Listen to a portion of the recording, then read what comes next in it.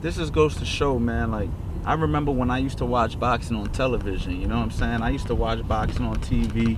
I used to see guys on HBO and all that stuff, and, you know, I've gotten an opportunity to be on HBO and all these things now, and it's surreal because it's like I remember when I used to watch it on TV and say, man, I wish I could be this, I wish I could be that. Now I'm involved in the sport to the degree where I'm actually involved with these guys who are fighting on television, and I'm coaching some of these guys, so anything's possible, man, you know what I'm saying? So I just wanted y'all to ride with me. It's your boy Coach Ant here. We here at the Errol Spence, Lamont, Peterson weigh-in, New York City.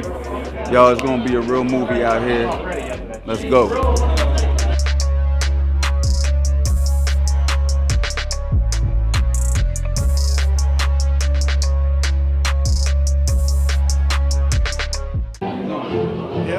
That's right. Let him know. That's right. He know me, baby. That's my partner. Give him his money. When he wants his money, give him his money. He ready for his money now. Coach Anthony's the best in the game. You know that. Everybody know that. But who don't know that? Right. Who don't know that? My man.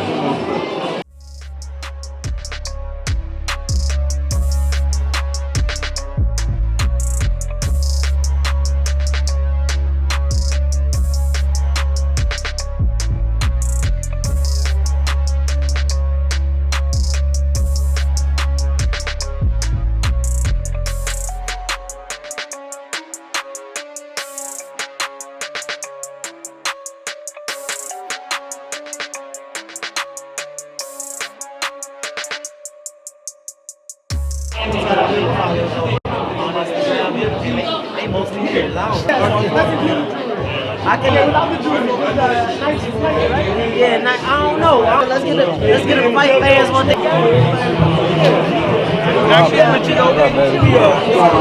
yo, how do you feel, man, about your opponent not making weight? It's unprofessional, but you do what he gotta do to make weight. Get knocked out. You say you complain about the weather. You train in Ohio, the weather's cold over there too. Jim freezing in there. That's my twin cousin right there. Good luck tomorrow, baby. Do your thing. We ain't got the same number. Okay. We got Coach Mike Staff here. What's going on, baby? How's it going? Hey, what's going on, man? So, hey, you guys came in on weight the way you were supposed to. As normal. Your opponent didn't have to make weight. How do you feel about that as a coach? Well, what it is the kid didn't want to fight. He come in for, to me, he's coming for a paycheck. Coming for a paycheck. Yeah, he know the odds is against him. And he coming up in weight, and he know it's ridiculous for him to come up 2 weight classes. He should be 126, you know. Right. So now he can't make 135. That show you he ain't really into this fight. They said he had a good camp. For you to have a good camp, we was on weight coming off the airplane. Right. You know what I'm saying? So that's up to his coaches. He should have been on weight before he hit the airplane. He knew about this fight. You know what I'm saying? Ain't no excuses. And he knew the weather in New York. He fought in New York before. That's bullshit. Don't even talk about the climate and all that bullshit. He won his first championship in New York. So don't blame it on New York weather and all that bullshit. Cause he from Dominican Republic. He knew what the fuck was going on. The fact that he didn't make weight, he came in overweight. You say you guys looking for a stoppage? You guys feel a stoppage? If he would have made weight anyway, we're gonna stop his ass. Oh, okay. You know what I'm saying? Now talk to me about the main event, man. We got Errol Spence and Lamont. I know those are guys that you like. How do you feel, man? I trained before. How do you feel about that? They're my babies. I can't talk about that. Okay, I trained both of them. So it is a son. Any one of your fighters is your son. Let's go ahead and say that. What goes through your mind going into a situation like this? I know it's a little bit different. You've been with him for so many years. Now you got a dangerous opponent in front of you. What runs through your mind night before the fight, day before the fight? See, in our case, I've always viewed every fight 20-0, 0-20. Every fight is dangerous. Right. So I approach the situation no different than I would when we first started this thing. Right. A lot of times you want to get to a certain fight or a certain level, but we tend to overlook the people that's in front of us. Now understanding that they hungry and training just as hard a lot of times. So every last one of them is dangerous to me, and I approach and have the same feeling about this fight that I had about the other 30 plus. Right. Now, a guy like Errol Spence, man, who likes to come forward, obviously likes to go to the body. That's mainly been what he's based his professional career on. I know you know him since the amateurs. How do you feel if Lamont goes ahead and presses the action? Do you think, even though Errol's naturally the bigger man, do you think if Lamont was to go forward, go to the body, and try to push him back, did that benefit you guys? It's the beauty about Lamont is he's a very versatile fighter. Seen him fight before, and I'm quite sure you have. Man can fight inside, outside. He can box, he can bang, and if it comes right down to a war, a dog fight, he can do that too. So that's a beautiful thing. Will of steel. Same thing in Earl's case. Thing I like about Earl is, and when he was young, when we used to go on the road together, I liked him because of his will. You know, it reminded me a lot of Lamont. You know what I mean? Versatility is not as the same as Lamont is, but nevertheless, he's not special in one area, but he's good in a lot of it. Right. That's true. Now you got Robert Easter fighting Javier Fortuna. How do you feel about Javier Fortuna not making weight, man? I mean, that's wild, right? You know, Rob seemed to be the bigger guy up there, and Javier didn't make the weight, you know. But I don't know, you know, what that was all about, you know. But nevertheless, Javier is a good fighter also, strong kid. Robert, that's our guy, so of course I'm gonna be a little bit biased. But nevertheless, I think it should make for a good fight. But I'm definitely going with Easter Bunny. And how about these upcoming heavyweight fights, man? You got Anthony Joshua fighting Parker. You got Deontay Wilder. Looks like he's going to be fighting Luis Ortiz, man. I don't know how much you follow the heavyweight division, but it's been a while. But I do know about at least 3 of the fighters that you named. Joshua, I liked him. In fact, if I'm not mistaken, don't quote me on this, but I remember Jesse Hart, Errol Spence was on this particular team. We fought against Great Britain. And I could have sworn Joshua was the heavyweight that they had at that time. Real big tall, he was about 6'7" or something like that. Right. Yeah. And if it was him, he beat our kid, but I liked him then. Right. Then he got real good skill, real good boxing skill, and you know, to dethrone the king, you know, in the manner in which he did, you know, I thought that was special.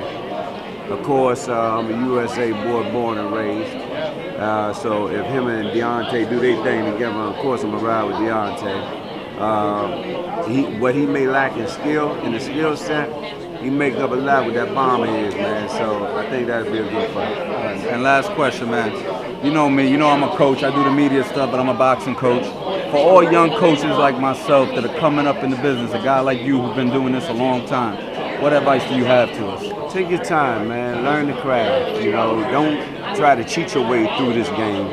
Take your time and learn the game. You know what I mean? You got a lot. Coaches and trainers come a dime a dozen, but there's very few teachers left. You know what I mean?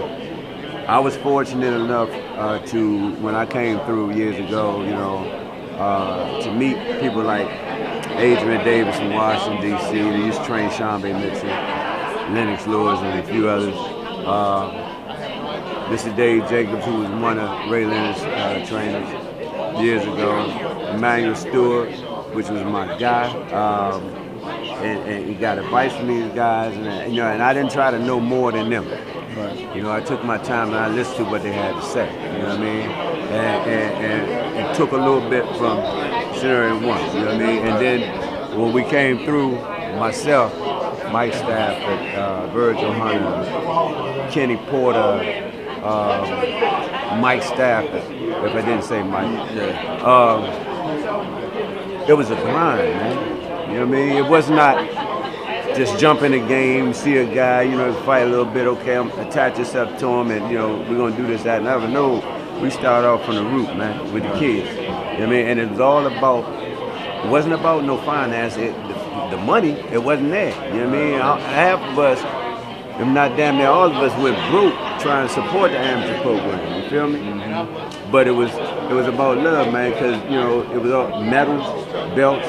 Come on, man. And we drove all across the United States, man, taking these kids to these nationals. So just take your time. Just learn the craft, you know, and don't try to cheat your way through the game. Right. And if you do that, you respect the game, and the game has rewards that it can also give back to you. Right. All right, thank you very much for your time, man. Thank Thank you you, for the jewels. Thank you. Good luck tomorrow. I know you don't need luck, but That's all right. That's all right. Every little bit of help, we're gonna be all right. yes, sir. Yeah, man. You know, uh-oh. How are you?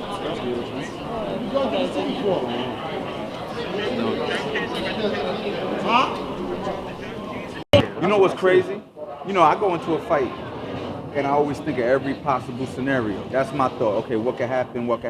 That's one scenario I never thought of. I never thought of Tevin getting robbed. Yeah. You know what I'm saying? I thought, what happens if Tevin gets hurt? What happens if he hurts the guy? Him getting robbed, it messed me up completely. I'm like, yo, y'all gonna rob Tevin?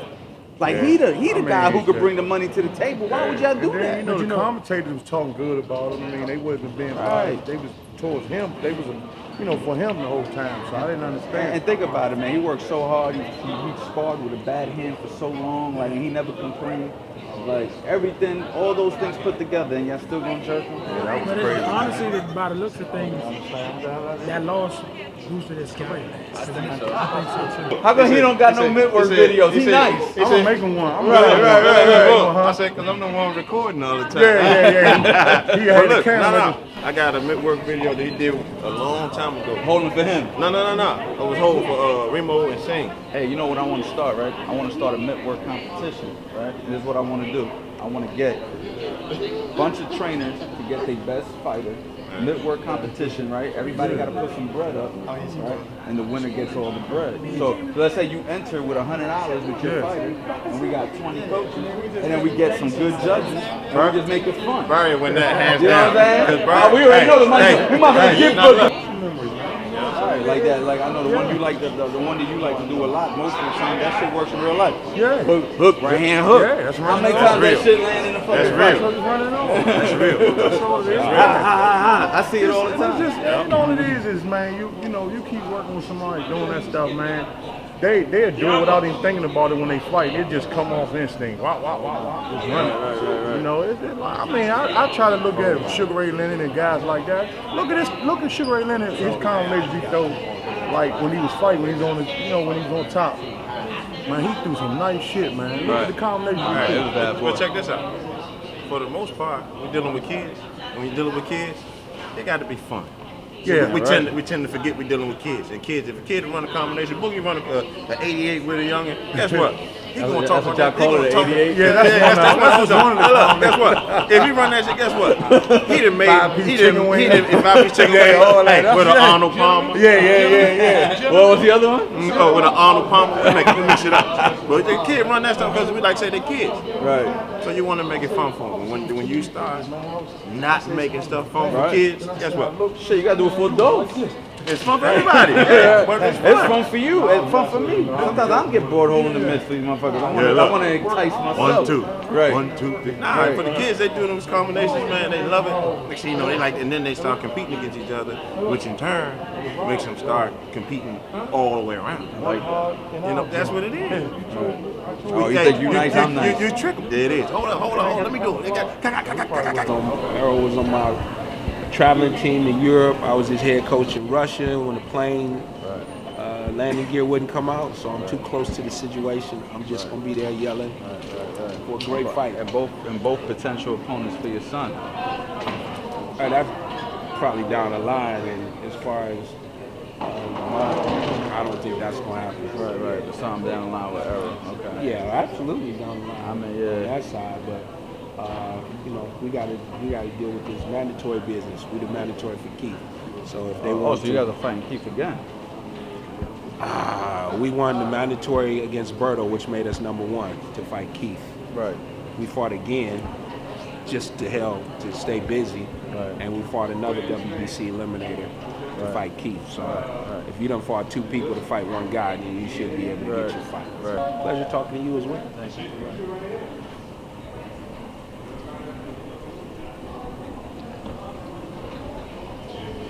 Yeah, man. So headed to the Bronx right now. Just left the Lamont, Peterson, Errol Spence weigh-in. There's a lot of people in the building, man. Y'all saw Adrian Broner there.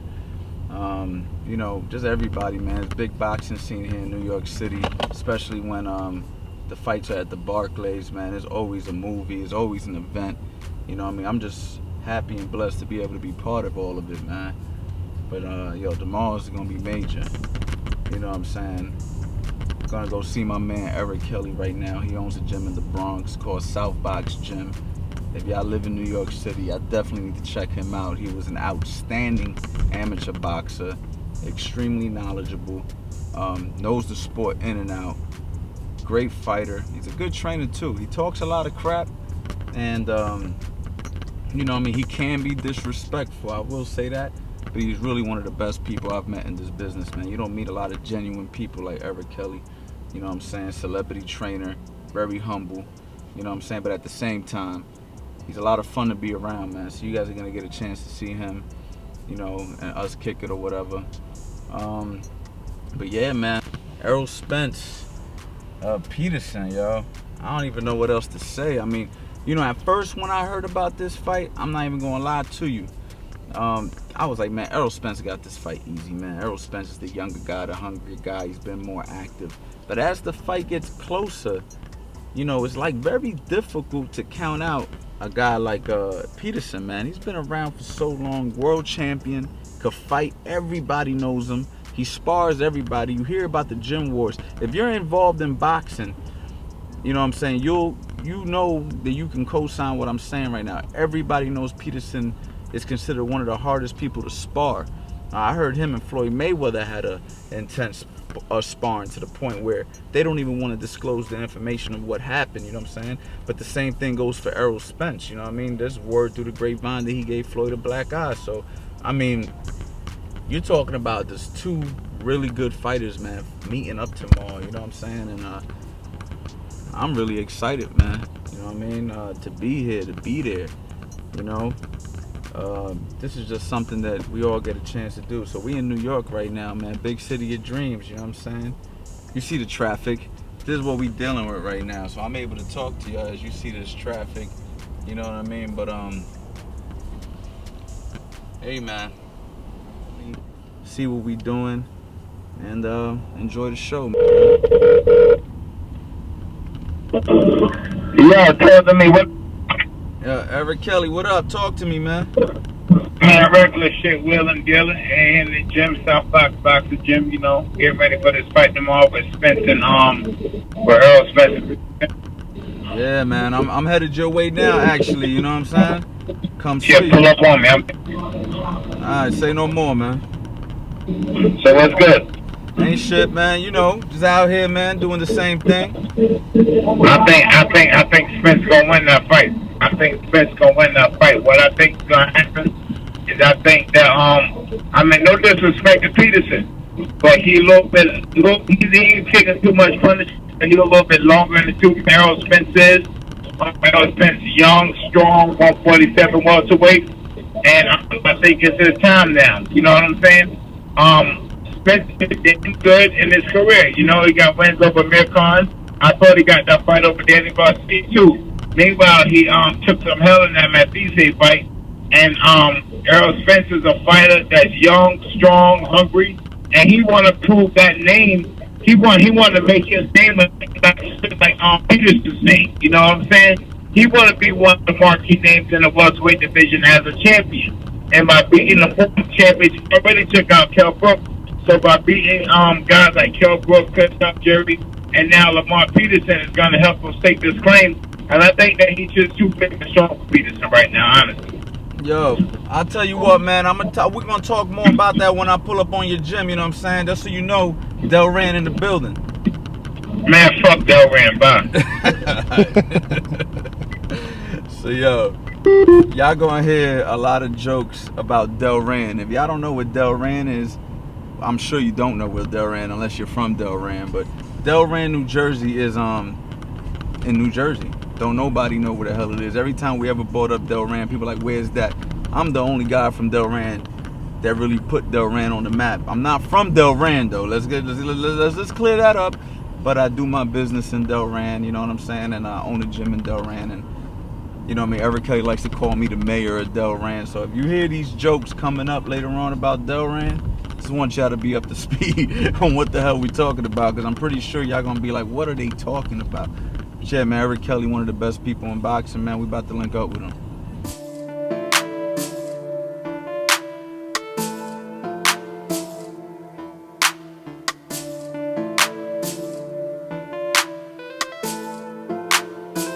Yeah, man, we in the Bronx right now, man. You know, one of my favorite boroughs for sure. I love the Bronx, man. It's just such a vibe when you come out here, man. This is like a lot of culture. You know what I'm saying? The Bronx got a lot of Puerto Ricans. I'm Puerto Rican. You know what I'm saying? A lot of black people, a lot of minority people. It's just the essence, man. You know what I'm saying? Hip hop started in the Bronx. You feel me? So I love the Bronx. But yeah, you know, this gym, y'all gonna like his gym too, man. This gym got a vibe to it too. It's just different. He got it's small, but it's to the point. It got everything you need. It got the weights, it got the heavy bags. I mean, I got some people who want to work with me too while I'm out here. So while I'm out here, y'all might get to see me doing a little bit of my thing. I always come prepared to work. I always got my mitts with me, man. Always, man. You never know. You know what I'm saying? I traveled to Japan. I've been to the UK. Been to London. Everywhere I go, I get people hit me up on Instagram. They want to work with me. So what I do now is when I do these boxing trips, I bring my mitts with me, and I'm always ready to work with people. You know, I love it, man. I work so much, don't even feel like work, man. It's just life. About to walk up in this South Box gym. Let's see what my man's doing.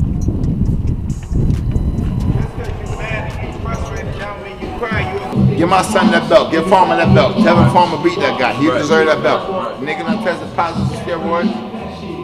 But not only was it a robbery, and the nigga tested positive. Come on. He deserved the belt. Right off the bat. Give me that fucking belt. I mean, you already know I was right. You already know that I was robbed. Now this nigga's on steroids. So that means the steroids getting fucked up. And for the record, I spoke to Tevin today, and honestly, he has an opportunity to fight him, Billy Dib, a few other names are on the table. He wants Kenichi on a rematch. He don't even want those guys. He wants the rematch. You know? Get that rematch. He wants the rematch. It shows you the character. Billy Dib, I just saw Billy Dib and Hey, Billy's Tank. nice kid. He's nice kid. Yeah, I like Billy Dib and Tank. They've been throwing shots to each other. Tank strong. Billy Dib, good boxer, got that experience. I like the kid though. I like Billy. Right. So, since Peterson lost to Matisse, though, he hasn't looked that bad. Since Peterson lost to Matisse, he hasn't looked that bad. No. Meanwhile, since Peterson lost to Matisse, he did extremely good against Danny Garcia. I'm gonna give him that. And he had some good wins since he lost him at Matisse. But I think he might be a little bit long in the tooth right now for a young, up-and-coming, hungry, strong, loved, popular, fucking confident welterweight like Errol Spence right now. All right.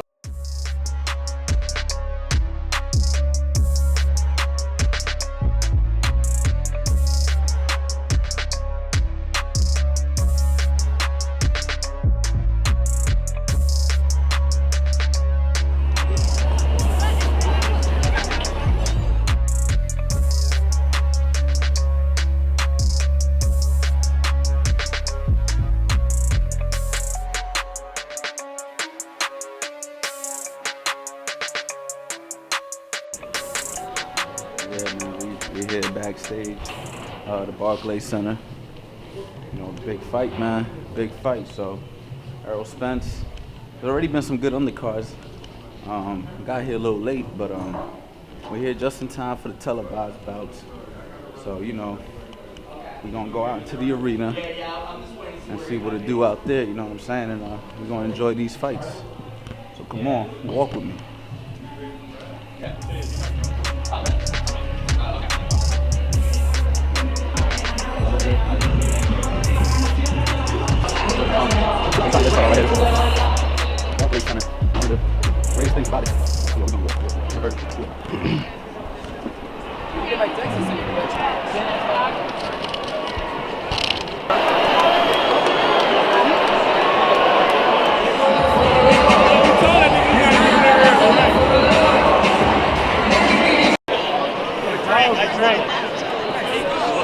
You're gonna get this right now. You're gonna.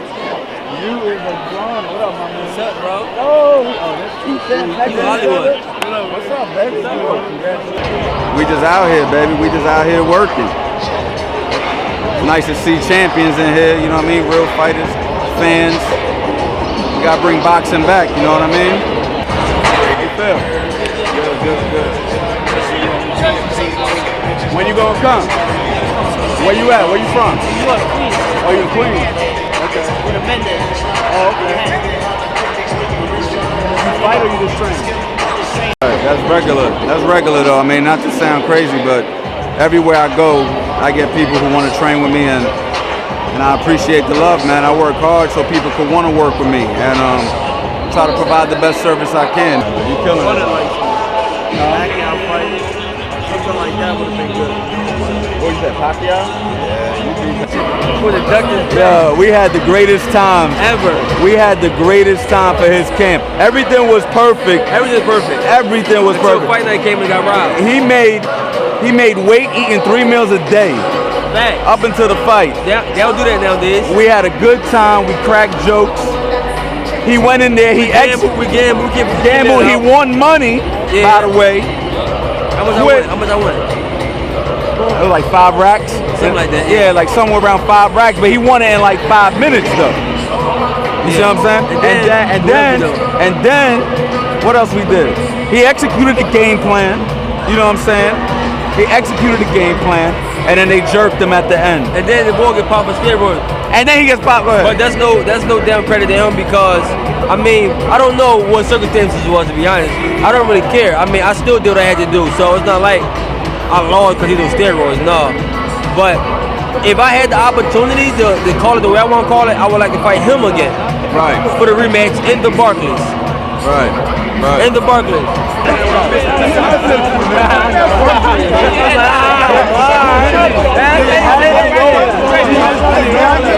You got tonight. Easy. It could be. I don't know, man. Sometimes Peterson come with it, you know what I'm saying? He might get busy, but Spence is better. That's my opinion, I mean. So that last fight? Yeah, the jerk comes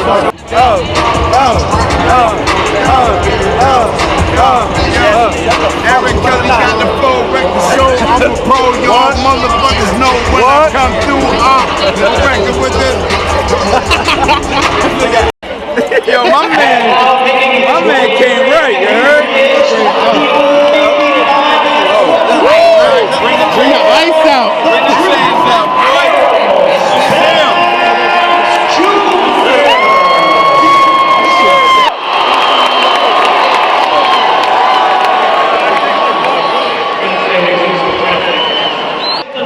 The former two-weight division champion of the world, Lamont Peterson. The reigning, the defending, and the undefeated IBF welterweight champion of the world, introducing the true Errol Spence Jr.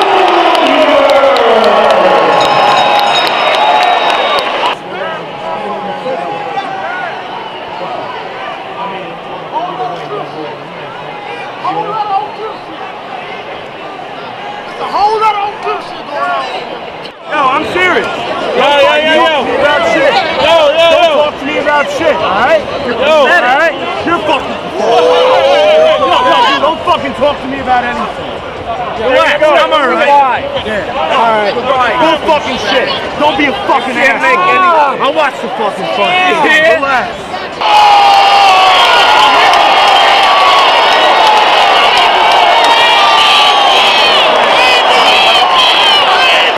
Man, this fight is great, man. Errol Spence is looking good. Lamont Peterson's answering back with some good shots, but it looks like Errol Spence though, as of right now, is around. I think we're in round 3 coming up, or that was round 3, and round 4 coming up.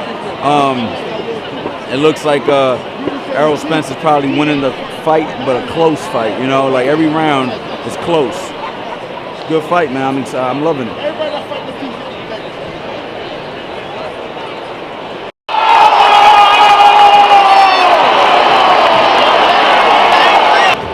dominating this fight right. Yo, Errol's dominating Pooch, you heard? Dominating. I thought he was gonna stop him in the 5th round. I had a feeling that she was gonna go like that, bro. Right. Easy work. That Papoose did say easy work. I tried to give Peterson the benefit of the doubt, but Jesus. But yo, he's still there though. He ain't knocked out yet. We in round 8. We in round 8, man. So let's see what happens. The fight ain't over till it's over. I guess it is over. Damn. Right when I said it. That ain't over till it's over. It's over now. Hey, what's up? All right now. Hey, man, all right. So what's next for Errol, man? Oh, I don't know, bro. That's my guy.